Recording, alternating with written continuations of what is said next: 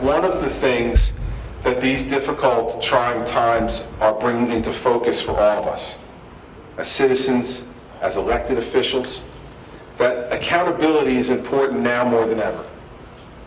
And your point that, when we appoint people, and I appoint lots of people, by the time I get done with 4 years, I'll probably appoint thousands of people to different things, boards and commissions and authorities around the state, and members of my cabinet, judges, a lot of people that I'm going to be responsible for. They're going to have my name next to them, for better or for worse, for the rest of my life. I understand about accountability, and I think you're absolutely right. I think one of the things that these times have brought into great focus for us is that we have to hold each other accountable.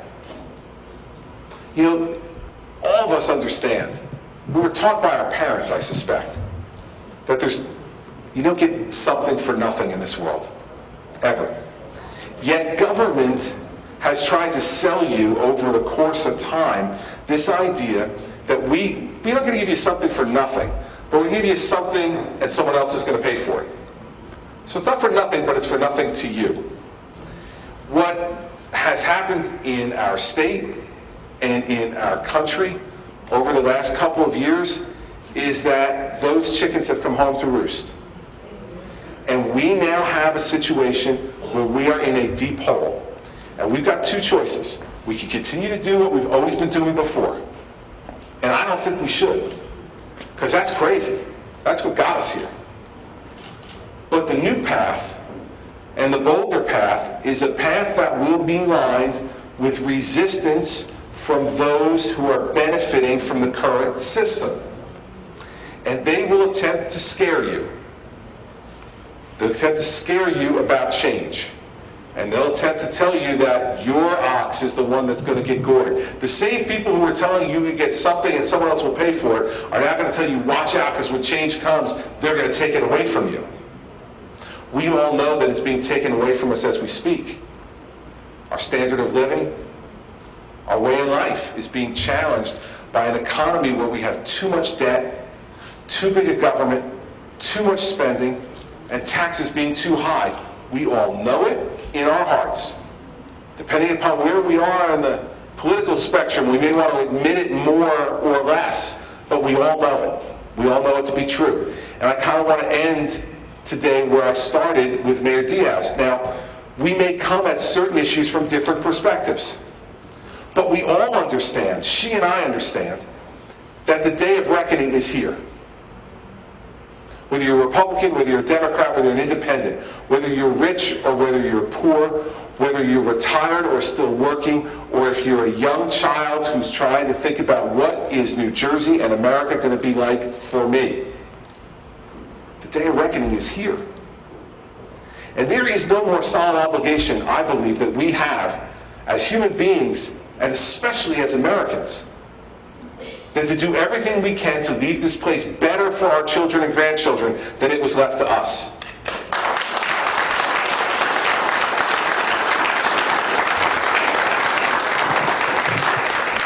Now, for all of you who are parents out there and grandparents, you know Judgment Day is coming.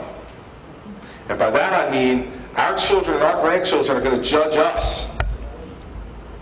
At the moment when we had the ability to make decisions about how optimistic and hopeful and prosperous their future could be, are they going to look back and say we buried our head in the sand, ignored the problems, cared only about our own creature comforts and didn't care about tomorrow?